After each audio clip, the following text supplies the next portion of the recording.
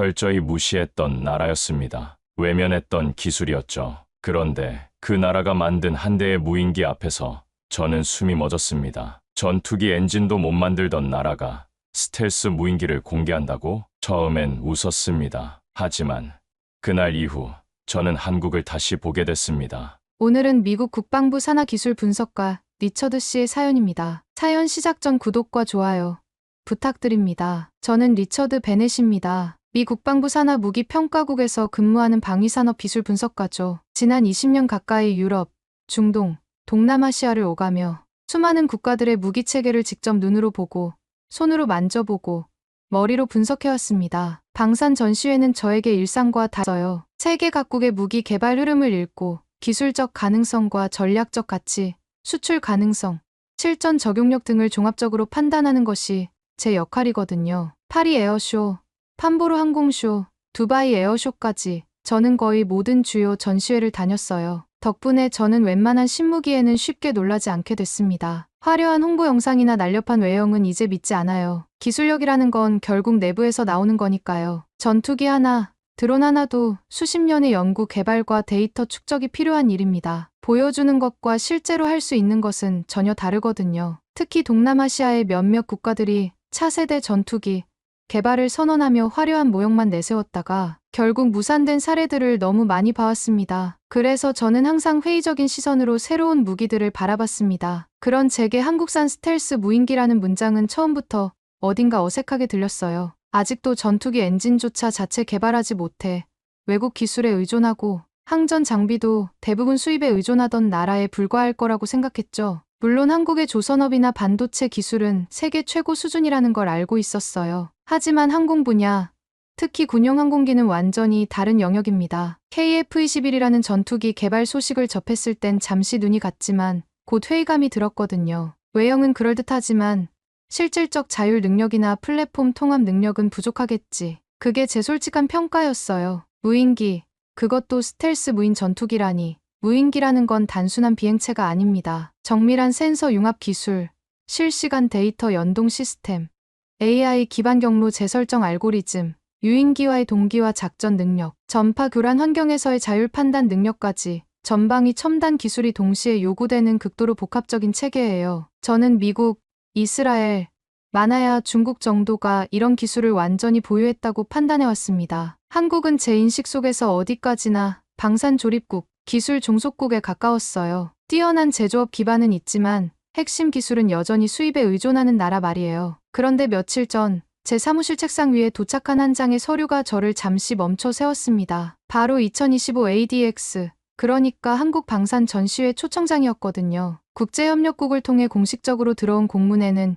이렇게 적혀 있었습니다. 한국형 스텔스 무인기 실기체 외형 최초 공개 예정. 처음엔 그냥 모형을 내걸겠다는 말이겠거니 생각했어요. 그동안 다른 나라들도 수없이 그런 방식으로 기술 개발 중이라며 사람들의 이목을 끌어왔으니까요. 그런데 그 문장 뒤에 붙은 설명이 좀 달랐습니다. 2025년 시제기 완성, 초도 비행 준비 중, 유무인 복합작전 시스템 대응 플랫폼. 그 순간 저는 문득 고개를 들었어요. 이 나라가 정말로 그걸 만든다고? 초청장을 받은 그날 저녁, 저는 사무실에서 한국 관련 데이터를 다시 열람하기 시작했습니다. 일종의 직업병이랄까요. 평소에는 눈길조차 주지 않던 기술 보고서를 한 줄 한 줄 꼼꼼히 읽어나갔어요. 그런데 의외의 내용이 눈에 띄었습니다. 최근 몇 년 사이 한국이 국산 항공기 엔진 개발에 투입한 예산이 무려 1,500억 원 이상이더라고요. 개발 기간은 8년, 대상은 5,500파운드급 터보팬. 그 순간 제 손이 잠시 멈췄습니다. 분명 제가 알고 있던 한국은 전투기 심장을 해외에서 수입하던 나라였거든요. 그 엔진이 통제되면 수출도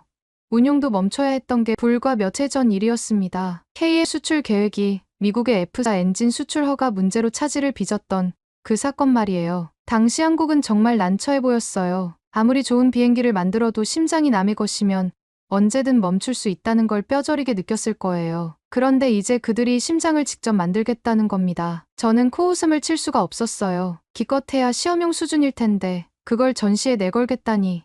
하지만 동시에 마음 한편으로는 묘한 궁금증이 생겼습니다. 한국이라는 나라, 정말 흥미로운 면이 있거든요. 1960년대만 해도 세계 최빈국 중 하나였던 나라가 지금은 조선업 세계 1위, 반도체 메모리 세계 1위, 디스플레이 세계 1위를 차지하고 있어요. 불가능해 보이는 일들을 계속 해내는 나라였죠. 혹시 이번에도 그런 일이 벌어지는 건 아닐까? 그래서 다시 검색창을 열었어요. KUSFS, KALASD, SDLOWS 이름조차 낯설고 복잡했습니다. 렌더링 이미지와 모형 사진이 떠 있었고 일부는 전파 흡수 구조까지 강조된다고 되어 있더군요. 스텔스 형상 설계, AI 자율비행 시스템, 다중 센서 융합 기술 등등 나열된 기술들만 봐도 상당한 수준이었어요. 물론 계획 중이라는 문구도 빠지지 않았죠. 시제기 제작은 완료됐지만 실제 비행은 하반기 예정이라고요. 여전히 제 시선엔 미완성품이었습니다. 겉모습은 진지한데 실체는 흐릿한 느낌이었어요. 게다가 아직 ADX에서 어떤 형식으로 공개될지도 확정되지 않았다고 쓰여 있었거든요. 실기체 공개인지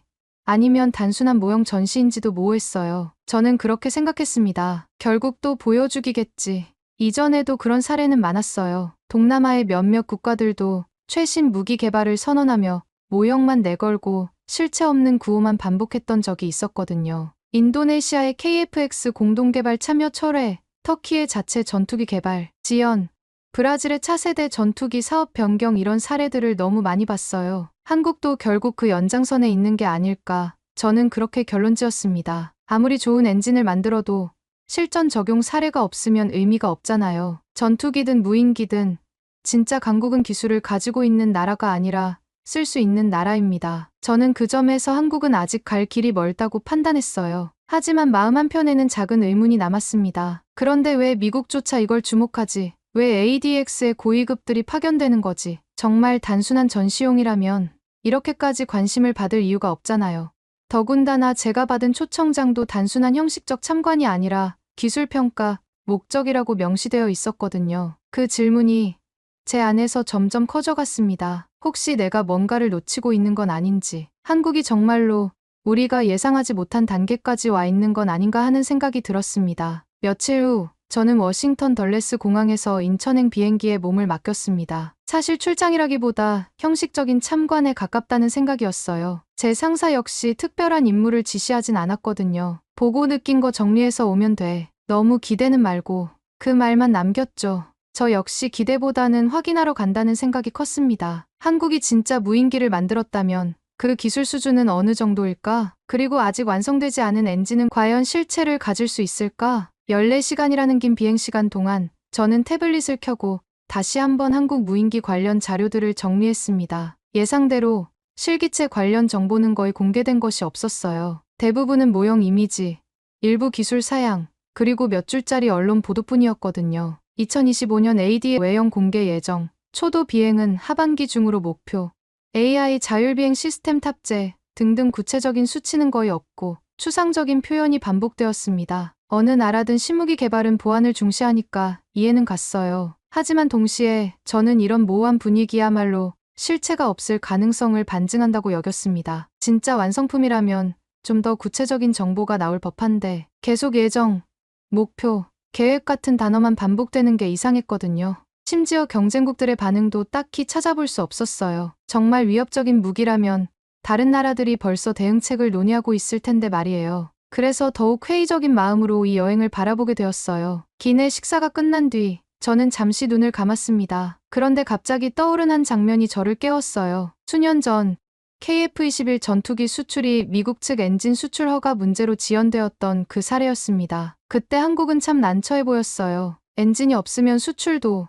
운용도 안 되는 구조. 기술의 핵심이 외부에 있다는 건 언제든 멈출 수 있다는 뜻이니까요. 그런데 이번엔 달랐습니다. 그런 상황을 다시 겪지 않겠다는 의지가 느껴졌거든요. 국산 엔진, 국산 플랫폼, 심지어 자체 통제 체계까지 자료를 읽을수록 저는 알 수 없는 이질감을 느꼈습니다. 예전과는 뭔가 다르다. 단순히 외국 기술을 조립하는 수준이 아니라 처음부터 끝까지 자기 손으로 만들겠다는 의도가 보였어요. 그게 정말 가능한 일일까? 한국 정도의 기술력으로? 생각해보니 한국이라는 나라는 항상 그런 식이었어요. 불가능해 보이는 일들을 차근차근 해내는 나라. 1970년대 고속도로 건설, 1980년대 반도체 진출, 1990년대 자동차 산업 도약, 2000년대 휴대폰과 인터넷 보급까지 매번 한국이 그걸 할 수 있을까 하는 의문을 받았지만 결국엔 해냈어요. 혹시 이번에도 그런 일이 벌어지는 건 아닐까? 비행기가 인천공항 상공에 진입했을 때 구름 사이로 보이는 도시의 불빛이 유난히 또렷하게 느껴졌습니다. 솔직히 말해 그 순간까지도 저는 여전히 회의적이었어요. 하지만 어디선가 이상한 기대감이 스며들고 있었습니다. 그래도 혹시 그 작은 의문이 제 머릿속 깊이 자리를 잡고 있었거든요. 그리고 저는 아직 몰랐습니다. 곧 마주하게 될 그 한 장면이 제 인생의 관점을 완전히 바꿔놓을 거라는 거요. 행사 당일 아침, 저는 일찍부터 서울 근교에 위치한 ADX 전시장으로 향했습니다. 차량 안창문 너머로 보이는 도시는 놀랍도록 질서 정연했어요. 인천공항의 자동화 시스템, 고속도로 위를 미끄러지듯 달리는 전기버스, 간결하게 구성된 표지판들까지 전투기나 무인기와는 전혀 다른 이야기지만 기술이라는 게 단지 군사적 영역에만 국한된 것이 아니라는 걸 새삼 느끼게 했습니다. 이 나라, 무언가 단단한 체계가 있다는 인상이 처음으로 제 안에 들어오기 시작했거든요. 운전기사와 간단한 대화를 나누면서 더욱 놀란 점이 있었어요. 그분은 20년간 공항 셔틀을 운전해왔다고 하더라고요. 예전엔 외국 기술자들이 한국에 기술 가르치러 왔는데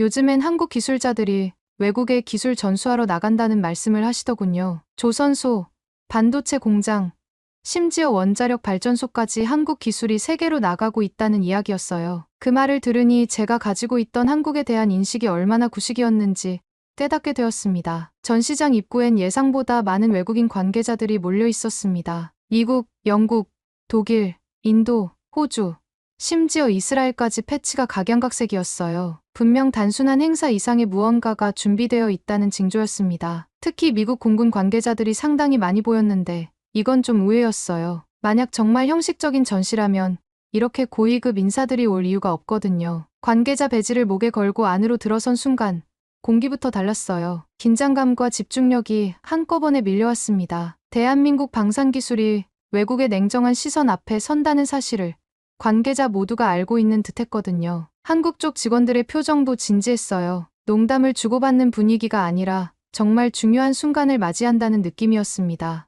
여러 전시 부스를 둘러보며 이동하는데 한국의 방산 기술 수준이 생각보다 높다는 걸 알 수 있었어요. K9 자주포, 천궁 방공 미사일, 해성, 대한 미사일 등등 이미 해외 수출 실적을 쌓고 있는 무기들이 꽤 많더라고요. 특히 폴란드에 수출된 K9 자주포 같은 경우 유럽 현지에서도 성능을 인정받고 있다는 설명을 들었어요. 아, 이 나라가 생각보다 많이 와 있구나. 그런 생각이 들기 시작했습니다. 드디어 스텔스 무인기 섹션에 도착했습니다. 그곳에는 수많은 취재진과 관계자들이 이미 카메라와 노트를 들고 자리를 잡고 있었어요. 중앙에는 대형 조명이 설치되어 있었고 그 아래 검은 형체 하나가 조용히 모습을 드러내고 있었습니다. 순간 저는 걸음을 멈췄어요. 그것은 단순한 전시물이 아니었습니다. 사다리꼴 동체, 매끄럽게 떨어지는 곡선, V자형 미익, 레이더 흡수 도료로 더씹혀진 표면까지 저는 눈을 뗄 수 없었어요. 이건 제가 상상했던 그럴듯한 모형이 아니었습니다. 실제 비행이 가능한 완성품의 모습이었거든요. 랜딩 기어의 디테일, 센서 윈도우의 배치, 심지어 공기 흡입구의 형상까지 모든 게 실전용 수준이었어요. 제 머릿속에 떠오른 첫 생각은 단 하나였습니다. 이거 진짜다. 옆에서 함께 보던 프랑스 기자가 중얼였어요. 이 정도면 유럽 중형급 무인기도 긴장해야겠는데 저는 대답 대신 무언의 고개만 끄덕였습니다. 정말 할 말이 없었거든요. 기체 옆엔 정보 패널이 설치되어 있었어요. 플랫폼명은 KUSFS, 무장 가능, AI 자율 비행, 멀티 작전 지원, 2025년 하반기 시험 비행 예정. 구체적인 수치나 도면은 없었지만 계획이 아닌 준비 완료라는 인상이 강했어요. 실기체 외형이 이렇게까지 완성돼 있을 줄은 예상하지 못했거든요. 가까이 다가가서 자세히 살펴보니 정말 놀라운 완성도였습니다. 이음매 하나, 도장 하나까지 실전용 수준이었어요. 한참을 기체 앞에 서 있었던 저는 결국 관계자에게 다가가 질문을 던졌습니다. 이건 완성된 시제품입니까? 아니면 단순 전시용 모형입니까? 잠시 망설이던 그 기술자는 조용히 고개를 끄덕이며 답했어요. 시제기 맞습니다. 현재 기능 점검 중이고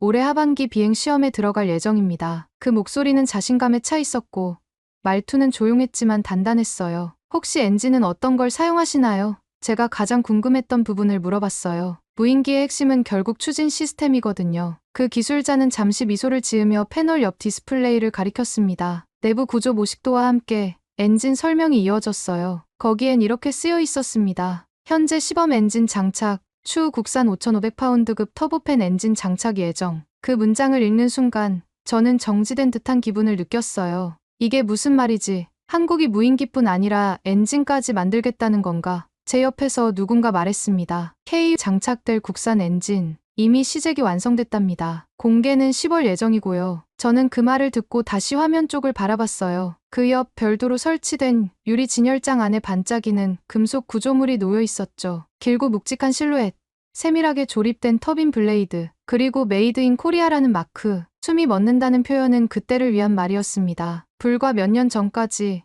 한국은 전투기용 엔진을 전량 수입했어요. 그 때문에 K를 수출길이 미국의 엔진 수출 통제로 막혔던 일도 있었거든요. 그 좌절 이후 한국은 묵묵히 엔진 국산화를 추진해왔다고 했습니다. 한화에어로스페이스에서 8년간 개발했습니다. 무려 1,531억 원이라는 예산이 투입됐고요. 기술자가 추가 설명을 해줬어요. 처음엔 정말 힘들었답니다. 터빈 블레이드 하나 만드는 것도 수백 번의 실패를 거쳐야 했거든요. 하지만 포기하지 않았어요. 언젠가는 우리 손으로 하늘을 날겠다는 꿈이 있었으니까요. 그 말을 들으니 가슴이 먹먹해졌어요. 이건 단순한 기술 개발이 아니었습니다. 자립에 대한 간절한 염원이었거든요. 그리고 그 결과물이 지금 제 눈앞에 놓여 있었습니다. 이 무인기, 앞으로는 한국산 심장을 달고 날게 됩니다. 기술자의 마지막 한마디는 짧았지만 제 가슴을 꿰뚫었어요. 심장이라는 표현이 너무 적확해서 말문이 막혔거든요. 저는 그날 처음으로 깨달았습니다. 이건 단순한 무기가 아니었어요. 이건 국가의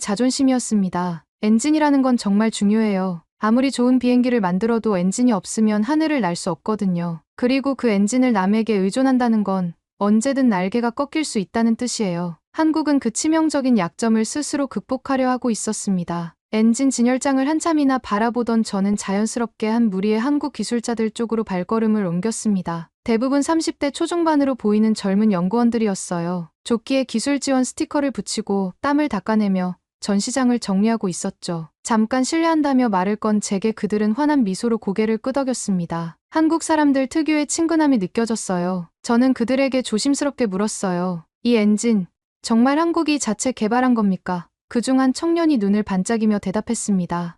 완성까지 8년 걸렸고 한화에어로스페이스랑 국방과학연구소가 함께했어요. 저희는 후속형 경량 엔진 연구팀입니다. 그 말에서 느껴지는 자부심은 어떤 광고 문구보다도 묵직했어요. 이 사람들은 정말로 그 엔진을 만든 당사자들이었거든요. 처음엔 정말 막막했어요. 다른 연구원이 말을 이었습니다. 터빈 블레이드 소재 하나 구하는 것도 어려웠거든요. 선진국들이 기술 이전을 꺼려했으니까요. 그래서 처음부터 다시 시작했죠. 소재 연구부터 설계, 제작, 시험까지 모든 걸 우리 손으로 해야 했어요. 그 말을 들으니 얼마나 힘든 과정이었을지 짐작이 갔어요. 그는 저를 진열장 뒤편 패널 쪽으로 데려가더니 조용히 설명을 이어갔습니다. 이 엔진, 전투기만 달린 게 아닙니다. 퇴역한 F4 팬텀의 J79 엔진, 기억하시죠? 제가 놀란 표정으로 고개를 끄덕이자 그는 살짝 웃으며 말했어요. 그 엔진, 지금 강원도 활주로에서 제설차로 쓰이고 있어요. 열풍으로 눈을 녹이거든요. 그 말에 저는 잠시 말을 잃었습니다. 저는 분명 군용항공 엔진 이야기를 하고 있었는데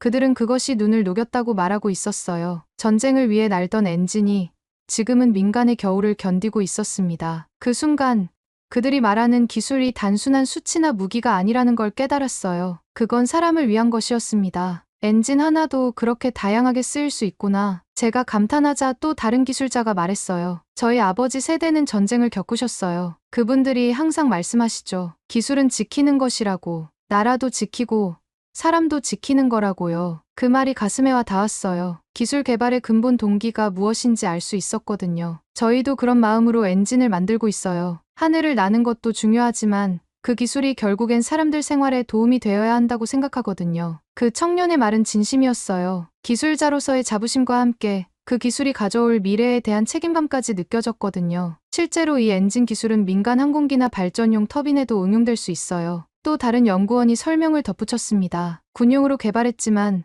평화로운 용도로 쓰이는 게 더 많을 거예요. 그게 우리의 궁극적인 목표거든요. 그들의 시각이 단순히 무기 개발에만 머물러 있지 않다는 걸 알 수 있었어요. 이 엔진이 완성되기까지 얼마나 많은 실패가 있었는지 모르세요. 한 선배 연구원이 아련한 표정으로 말했어요. 수천 번의 시험, 수백 번의 실패, 때로는 정말 포기하고 싶었어요. 하지만 동료들이 있어서 견딜 수 있었죠. 우리가 포기하면 다음 세대도 똑같은 어려움을 겪을 거라고 생각했거든요. 그리고 그 기술을 직접 만들어내는 사람들, 지금 제 앞에 있는 이 젊은 기술자들이야말로 그 나라의 미래였죠. 다시 돌아가려던 순간 아까 대화를 나눴던 청년이 조용히 한마디를 덧붙였습니다. 곧 이 무인기는 우리 심장으로 하늘을 날 겁니다. 그 말은 자랑이 아니었어요. 경애와 책임, 그리고 조용한 각오였습니다. 저는 아무 말도 할 수 없었어요. 단지 고개를 숙여 인사하는 것 외에는요. 그 순간 제 머릿속에는 복잡한 감정들이 교차했습니다. 처음 한국에 대해 가졌던 선입견, 그리고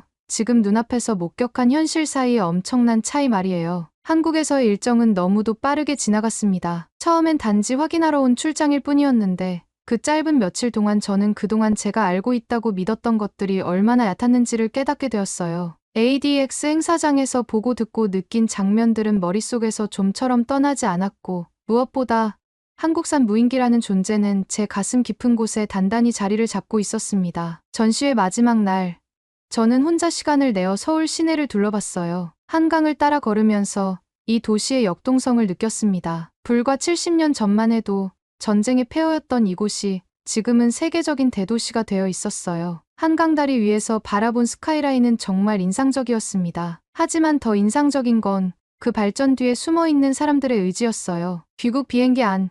저는 창가에 앉아 창밖의 구름을 바라보다 조심스럽게 태블릿을 켰어요. 전시장 한가운데 놓여있던 그 무인기의 사진이 화면에 떠올랐습니다. 검은 곡선, 매끄러운 표면, 위장 처리된 표식, 조명을 반사하지 않던 마감. 그날 처음으로 숨이 멎을 듯한 충격을 느꼈던 그 모습이 다시 떠올랐어요. 그리고 그 옆에 있었던 빛나는 금속 엔진의 실루엣. 그 심장은 아직 날고 있지 않지만 이미 이 나라는 준비를 마쳤구나. 그 생각이 자연스럽게 떠올랐습니다. 예전 같았으면 저는 이 무기의 실전 적용 가능성을 논리적으로 검토했을 거예요. 추진력, 지속 비행 시간, 통제 거리, 통합 작전 능력, 전자전 대응 능력 등등.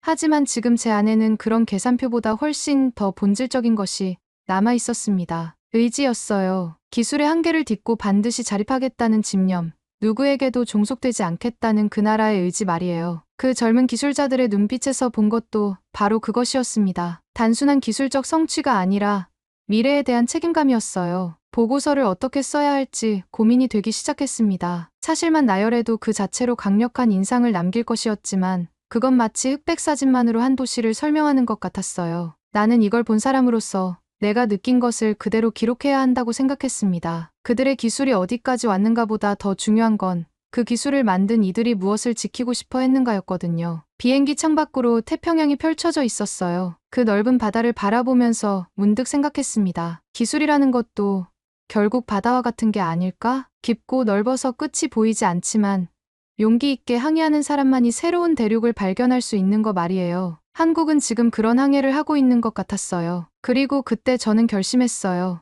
이번 보고서는 기존과 다르게 쓰자고. 수치보다 정신을 먼저 써야겠다고. 한국이 만든 그 무인기는 단순한 무기가 아니었어요. 그건 자립에 대한 염원이었고 기술 주권에 대한 의지였습니다. 그리고 그런 의지를 가진 나라라면 언젠가는 정말로 세계를 놀라게 할 거라는 확신이 들었어요. 귀국 다음 날 저는 평소보다 이른 시간에 사무실로 나갔습니다. 책상 위에는 출장을 다녀온 이들에게 자동으로 할당되는 보고서 작성 요청이 떠 있었어요. 평소 같았으면 정해진 형식에 맞춰 뒤술 사항만 정리하고 비교적 양화나 추가 검증 필요 같은 문장을 반복했을 겁니다. 그러나 이번엔 손이 쉽게 움직이지 않았어요. 무엇부터 써야 할지, 어떤 단어로 이 감정을 옮겨야 할지 쉽사리 정해지지 않았거든요. 커피를 한 잔 마시면서 차분히 생각을 정리해봤어요. 내가 한국에서 본 것은 과연 무엇이었을까? 단순히 새로운 무기 체계를 본 것일까? 아니면 그 이상의 무언가였을까? 분명한 건 제 안에서 뭔가 근본적인 변화가 일어났다는 것이었어요. 저는 우선 제목을 적었습니다. KUSFS 현장 평가 보고서 기술을 넘어선 신념. 그렇게 시작한 문서는 전례 없는 방식으로 써 내려가게 되었어요. 이번 관찰에서 확인한 바, 대한민국은 단순한 플랫폼 제작 능력을 넘어 독자적 무장 운영 체계, 스텔스 드론 설계, 국산 항공 엔진 개발 단계에 도달해 있음. 가장 인상 깊은 요소는 기술을 가져다 쓰는 나라가 아니라 기술을 만들어가는 나라라는 점이었다. 한 줄 한 줄, 저는 담담하게 그러나 이전과는 전혀 다른 시선으로 적어 내려갔어요. 특히 주목할 점은 기술 개발의 동기가 단순한 경제적 이익이나 군사적 우위 확보가 아니라 기술 자립에 대한 절실한 염원에서 출발한다는 것이다. 이는 향후 한국의 방산 기술 발전 속도와 방향을 예측하는 데 중요한 변수가 될 것으로 판단된다. 보고서를 쓰면서 계속 떠오르는 건 그 젊은 기술자들의 모습이었어요. 그들이 엔진을 설명할 때의 자부심, 미래에 대한 책임감, 그리고 기술이 사람을 위해 존재해야 한다는 철학까지. 이런 내용들을 어떻게 공식 보고서에 담을 수 있을까 고민했지만 결국 제 느낌을 솔직하게 기록하기로 했어요. 현장에서 만난 한국 기술진들의 태도는 매우 인상적이었다. 단순한 기술적 성취에 만족하지 않고 그 기술이 사회에 미칠 긍정적 영향까지 고려하는 성숙한 관점을 보여주었다. 이는 한국의 기술 개발이 단순히 추격형에서 선도형으로 전환되고 있음을 시사한다. 마지막 문장은 조금 고민했습니다. 그리고 결국 이렇게 썼어요. 기술은 곧 주권이며 자립의 핵심은 총보다 조용한 무기에 있다. 한국은 이제 그 무기를 갖추기 시작했다. 보고서를 제출한 뒤 저는 아무 말 없이 자리에 앉아 잠시 눈을 감았습니다. 그 젊은 기술자의 말이 다시 떠올랐어요. 곧 이 무인기는 우리 심장으로 하늘을 날 겁니다. 그 말이 머릿속에서 조용히 울려 퍼졌어요. 그리고 저는 믿게 되었습니다. 이 나라는 단지 빠르게 성장한 나라가 아니었어요. 자기 손으로 하늘을 만들겠다는 나라, 누구에게도 의존하지 않겠다는 결심을 기술이라는 언어로 보여준 나라였습니다. 기술은 총이 아니에요. 기술은 그 나라의 침묵 속 신념입니다. 그리고 그 신념이 있는 나라라면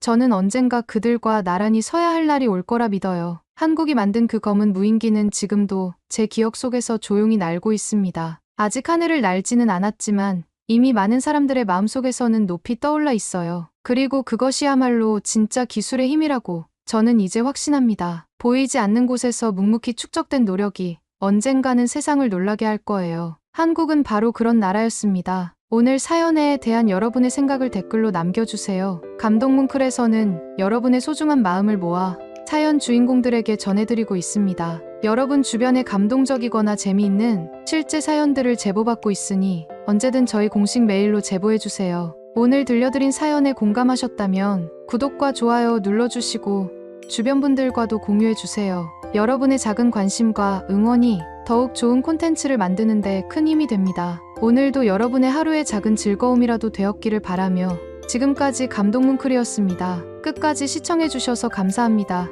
다음에 더 감동적인 사연으로 찾아뵙겠습니다.